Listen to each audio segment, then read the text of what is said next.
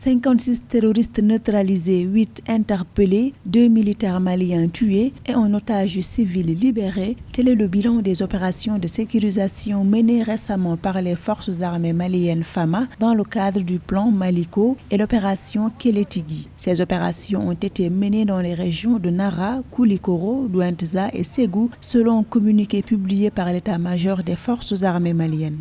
Au-delà de ces chiffres, on constate qu'il y a une amélioration de la sécurité. Il y a aussi un renforcement des moyens de lutte. Mais ceci dit, nous avons une armée dont le nom ne peut pas couvrir les besoins sécuritaires du pays. Nous sommes très loin de la suffisance militaire. C'est pour dire que la tâche est encore énorme et le bout du tunnel est encore très loin.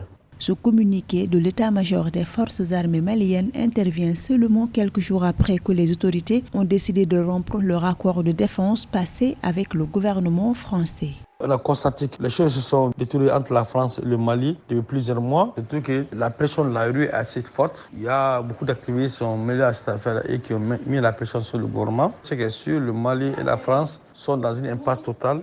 Le Mali a basculé dans l'insécurité depuis 2012. Ainsi, plusieurs forces régionales et internationales y ont été déployées pour tenter de stabiliser la situation. Par ailleurs, on dénombre plus de 350 000 personnes déplacées dans plusieurs régions du pays et plus de 53 700 personnes qui ont fui à l'étranger.